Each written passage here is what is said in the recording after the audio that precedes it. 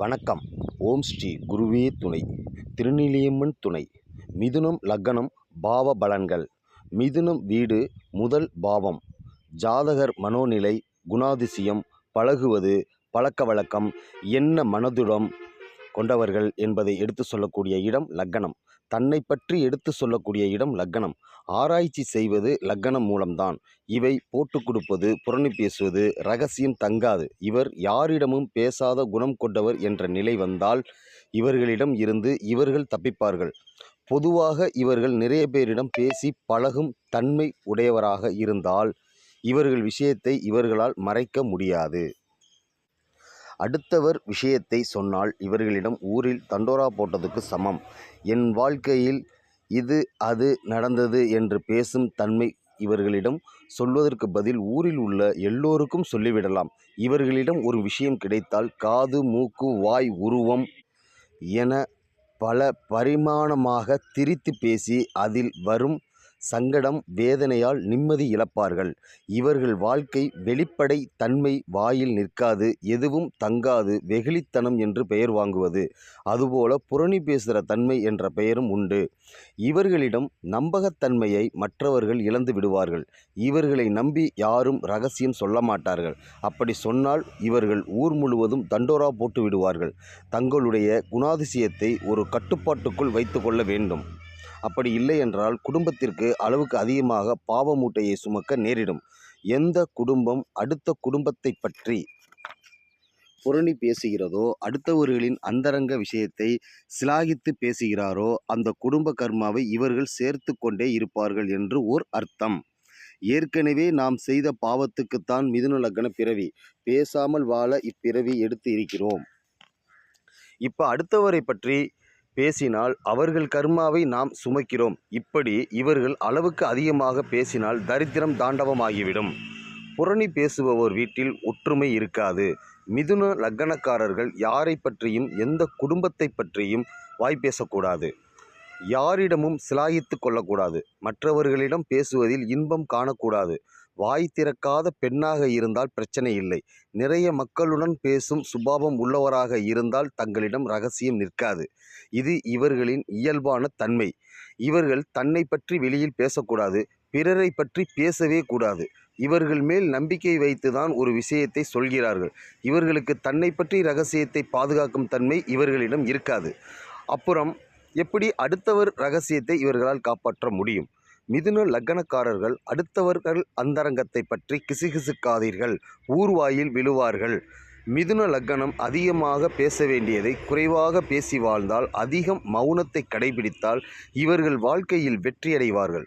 இந்த லக்னக்காரர் எந்த குடும்பத்தை பற்றியும் எந்த ஒரு தனிநபர்களை பற்றியும் சிலாகித்து பேசக்கூடாது. பிறருடைய ரகசியத்தை பற்றி பேசக்கூடாது.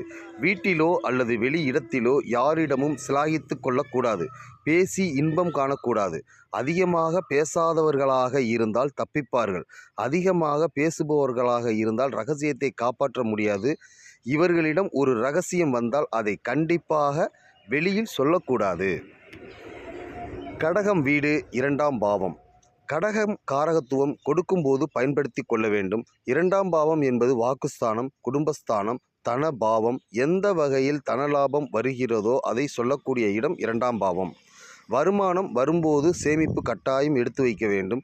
நல்ல வரன் கிடைக்கும்போது பயன்படுத்தி கொள்ள வேண்டும். அதை தவறவிட்டால் வரன் அமைவது ரொம்ப கஷ்டமாகும். நிலையில்லாமல் இருக்கும். பேச வேண்டிய இடத்தில் பேச மாட்டார்கள். பேசக்கூடாத இடத்தில் பேசுவார்கள். சிம்மம் வீடு மூன்றாம் பாவம்.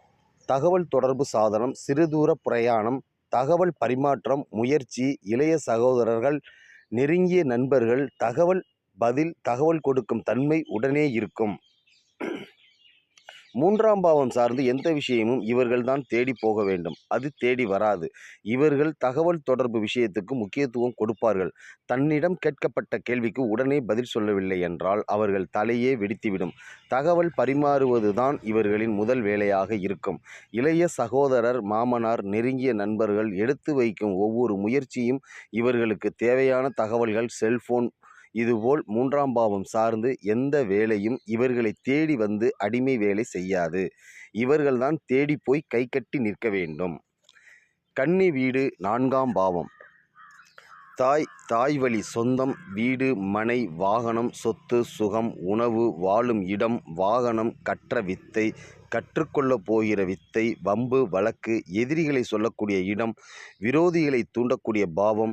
4ஆம் பாவம் மூலமாக விரோதிகளை சம்பாதித்து கொடுக்கும். படிப்பு மூலமாக விரோதிகளை சம்பாதித்து பள்ளி கல்லூரி படிப்பு மூலமாக விரோதி உருவாக்கும். வீடு மனை சொத்து அசையும் சொத்து அசையா சொத்து மூலம் வம்பு வழக்கு விரோதி உருவாகும். தாய்வழி சொந்தம் வழியில் வம்பு வழக்கு கோர்ட் கேஸ் அதன் மூலம் விரோதிகள் ஏற்படுத்தும். குடியிருக்கும் வீடு வாடகை வீடாக இருந்தால் அதன் மூலம் வம்பு வழக்கு தன்மையை சம்பாதித்து கொடுக்கும். 4ஆம் பாவம் மூலமாக கன்னி என்கிற தன்மையை வெளிப்படுத்தும். கடன்கள் சொல்லக்கூடிய இடம் தாய்வழி உறவு மூலம் கடன் வரும். வீடு மனை சொத்து சுகம் மூலம் கடன் வரும். தாய்வழி ஆரோக்கியம் மூலம் கடன் வரும். 4ஆம் பாவம் சம்பந்தத்தில் கவனமாக இருக்க வேண்டும்.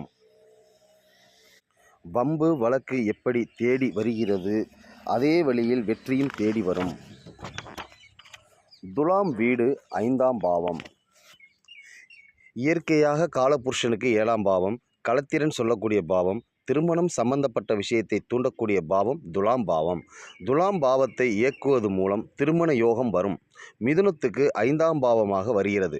காதலன் காதலி கலை அறிவியல் பூஜை செய்யும் விதம் மத நம்பிக்கை குலதெய்வம் குழந்தைகளை சுட்டிக்காட்டக்கூடிய பாவம்.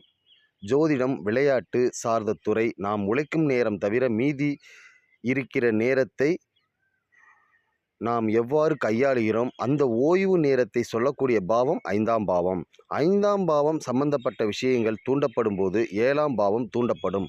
அவர்களுக்கான வரன் அவர்களோ அல்லது பெரியோர்களோ திருமணம் செய்து வைத்தாலும் சரி 5ஆம் பாவ காரகம் இயக்கம் ஆகும்போது அதன் மூலமாக 7ஆம் பாவ துலாம் இயற்கை வேலையை செய்ய ஆரம்பித்துவிடும். இவர்களுக்கு வரன் அமைவது 5ஆம் பாவம் சம்பந்தப்பட்ட நபருடன் வரன் அமையும். பங்குதாரர் வெளி உலக தொடர்பு வெகுஜன தொடர்பு 5ஆம் இடம் மூலம் தெரிந்து கொள்ளலாம். ஒரு பெரிய மாஸ் நெட்வொர்க்கில் போபவர்கள் ரொம்ப நாள் வரன் அமையாமல் இருக்கும். 5ஆம் பாவம் பயன்படுத்தும் போது வரன் அமைந்துவிடும். நெருங்கிய நண்பருக்கு நண்பர் 5ஆம் பாவம். நெருங்கிய நண்பரோடு நண்பர் வரனாக வருவது துலாம் தன்மை.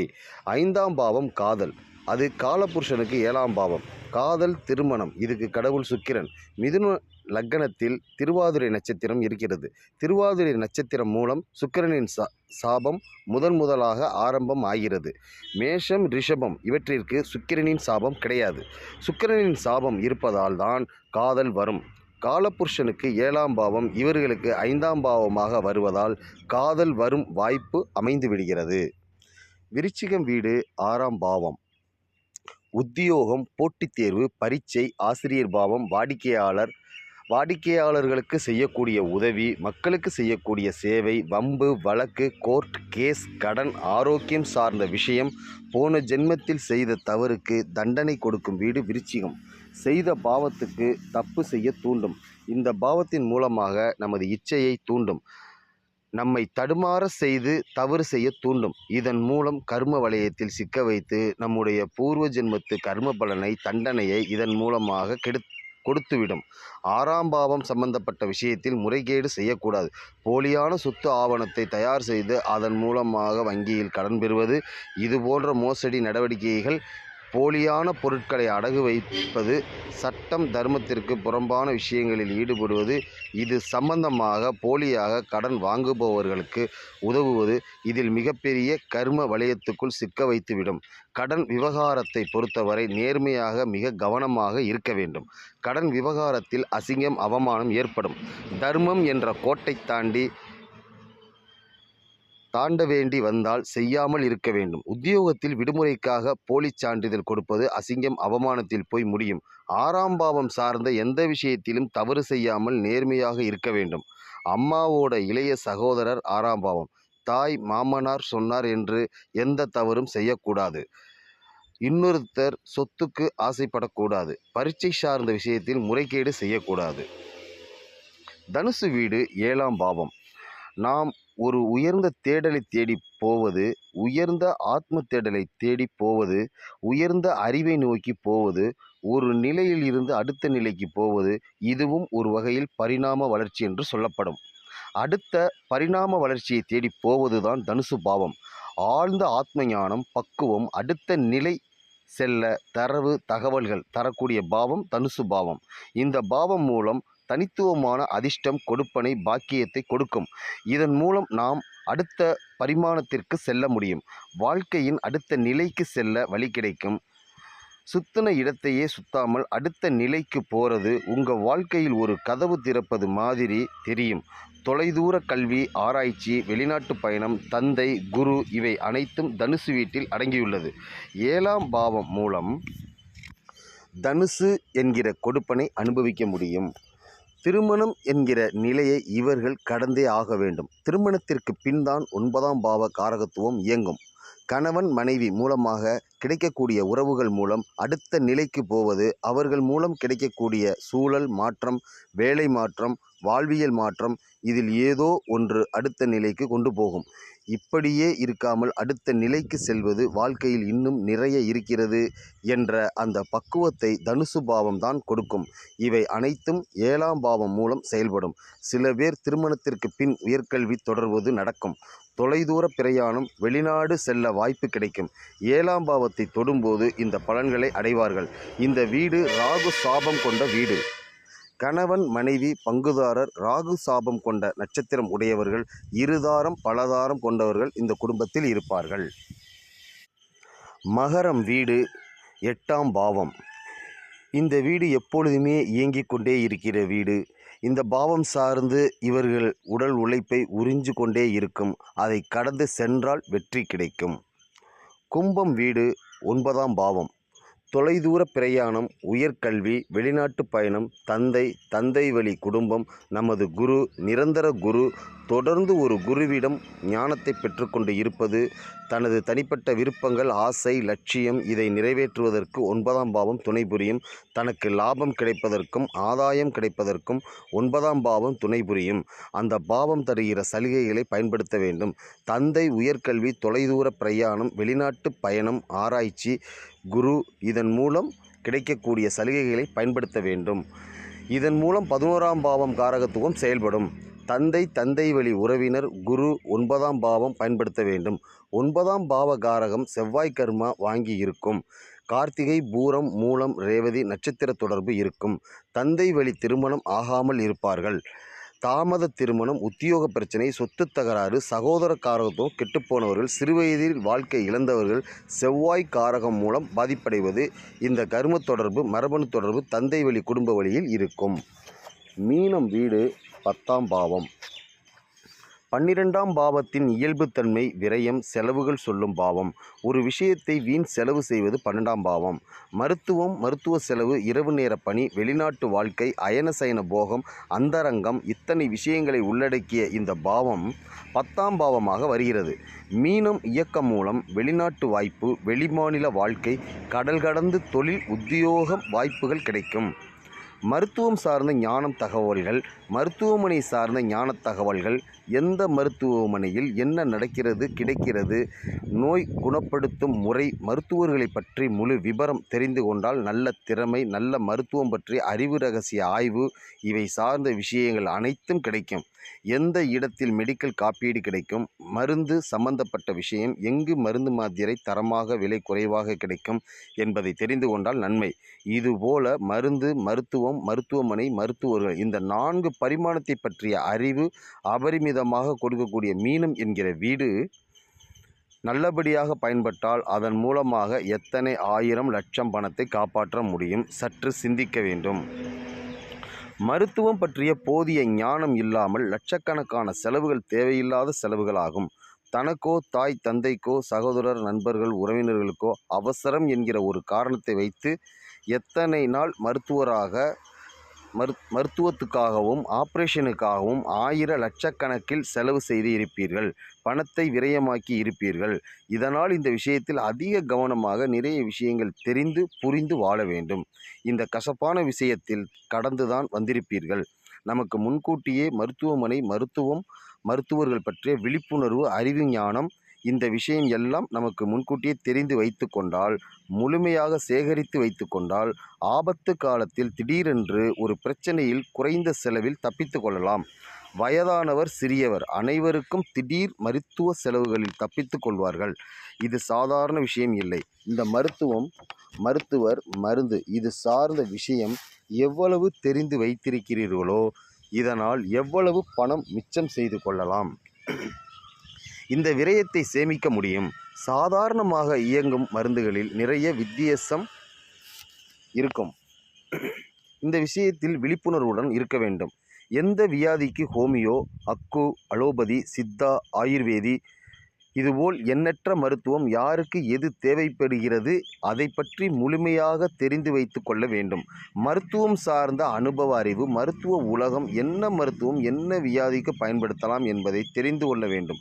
அபரிமிதமாக மருத்துவ களஞ்சியம் உங்களை வந்து அடையும். அதை சரியாக நேர்மையாக நாம் பயன்படுத்தி கொண்டால் நம் வாழ்வின் நாம் இழக்க வேண்டிய பெருவாரியான நம்முடைய உழைப்பின் சேமிப்பை நம்மால் சேமிக்க முடியும். வெளிநாட்டு பிரயாணம், வெளிநாட்டு வாழ்க்கை, வெளிநாட்டு வாய்ப்பு இதில் அடைவதை விட நிறைய இழக்கின்றோம். அதனால் இந்த வெளிநாட்டு வேலை பற்றி ஏமாற்றம் இல்லாமல் இருக்க இந்த பாவம் மூலமாக கிடைக்கும் நல்ல விஷயங்களை எடுத்துக்கொள்ள வேண்டும். மாமியார் மூலமாக மருத்துவ செலவு வரும். மாமியார் உறவுகள் மூலம் வெளிநாடு செல்லும் வாய்ப்புகள் வரும். அது சார்ந்த தகவல் களஞ்சியம், பொக்கிஷம், வெளிநாட்டு உத்தியோகம், தகவல்கள் இவை அனைத்தும் மாமியார் உறவு மூலம் கிடைக்கும். மருத்துவம் சார்ந்த விஷயமும் மாமியார் உறவு மூலம் இவர்களுக்கு கிடைக்கும். எந்த பாவம் கெடுதல் செய்கிறதோ அதே பாவம் நல்லது செய்யும். தந்தையின் பெரிய மாமா மூலம் நமக்கு இந்த உதவி கிடைக்கும். தந்தையின் குடும்பம் 10ஆம் பாவம். மேஷம் வீடு 11ஆம் பாவம். நண்பர்களால் எப்பவும் எந்த ஒரு ஆதாயமும் ஏற்படாது. நண்பர்களை நம்பி கூட்டுத்தொழில் பண உதவி செய்தால் திரும்ப இவர்களுக்கு கிடைக்காது. நண்பர்களை நம்பி ஏதோ ஒரு வாக்கு கொடுத்தால் இவர்களுக்கு அசிங்கமும் அவமானமும் ஏற்படும். நண்பர்களை நம்பவோ எதிர்பார்க்கவோ கூடாது. நட்பு வட்டாரத்தால் எந்த ஒரு பிரயோஜனமும் இல்லை. 11ஆம் பாவ காரகம் பலன் கொடுப்பனை இல்லை. மூத்த சகோதரர், சித்தப்பா இந்த உறவினர் மூலம் அனுகூலமும் ஆதாயமும் இருக்காது. 11ஆம் பாவ கொடுப்பனை அனுபவிக்க முடியாது. 2ஆம் திருமணம் 11ஆம் பாவம் மட்டும் அல்ல 9ஆம் பாவமும் சேரும். தன்னுடைய 2வது திருமணம் செய்பவர்கள் அவர்களிடம் பெரிய எதிர்பார்ப்பு வைத்து கொள்ளக்கூடாது. இவர்களிடம் அளவோடு நிறுத்தி கொண்டால் அந்த உறவு நிலைக்கும். ரிஷபம் வீடு 12ஆம் பாவம். அயன சயன போகம், வெளிநாட்டு வேலை வாய்ப்பு, வெளியூர் வாழ்வது, வெளிமாநிலத்தில் வாழ்க்கை நடத்துவது, குடும்பத்தை விட்டு பிரிந்து தனியாக வாழ்வது, கடல் கடந்து வெளிநாட்டில் வாழ்வது, வெளிநாட்டில் வேலை, தொழில், திரைக்கடல் கடந்து திரவியம் தேடுதல் இவர்களுக்கு சட்ட ரீதியான ஆலோசனை, உதவி, பாஸ்போர்ட், விசா உதவி இதை சார்ந்த ஏஜென்சிக்கு உதவி செய்தால், வெளிநாட்டில் வேலை வாங்கி தருகிற கன்சல்டன்சிக்கு உதவி, இதை தொழிலாகவோ பகுதி நேரமாகவோ செய்வது, இதை சார்ந்த தொழிலோ உதவியோ செய்தால் புண்ணியம் பலம் தனவிருத்தி ஏற்படும். மருத்துவமனையில் அனுமதி பெற்றவர்களுக்கு உதவி செய்வது, அவசர சிகிச்சை பிரிவில் இருப்பவர்களுக்கு உதவி செய்வது நல்லது. மருத்துவமனைக்கு கடன் சார்ந்த ஆலோசனைகள் செய்து கொடுப்பது நல்லது. எந்த மருத்துவமனையில் என்ன மருத்துவம் நன்மை இருக்கிறது அதை சார்ந்த விளக்கங்கள் வெளியில் தெரிவிப்பது, இது போன்ற விஷயங்கள் எந்த மருத்துவமனைகளில் என்னென்ன தரம் இருக்கிறது என்பதை தெரிந்து விளக்கி பிறருக்கு உதவியோ தொழிலோ செய்வது, இதை சார்ந்த தகவல்கள் நிறைய சேகரித்து வைத்து இதை பிறருக்கு விழிப்புணர்வு கொடுப்பது, ஆதரவாகவோ எந்த அளவுக்கு உதவியாகவோ இருக்கிறீர்களோ அந்த அளவிற்கு தனப்பிராப்தம் புண்ணியம் கூடும். விபத்து ஆனவர்களுக்கு ஆம்புலன்ஸ் உதவி தகவல் செய்து உதவி செய்வது புண்ணியம். மருத்துவமனையில் இருப்பவர்களுக்கு பணிபுரிவது உதவி செய்வது புண்ணியம். வெளிநாட்டு பண பரிமாற்றம் ஏஜென்சி இது புண்ணியம். இதுவே மிதுன லக்ன பாவ பலன்களாகும். நன்றி, வணக்கம்.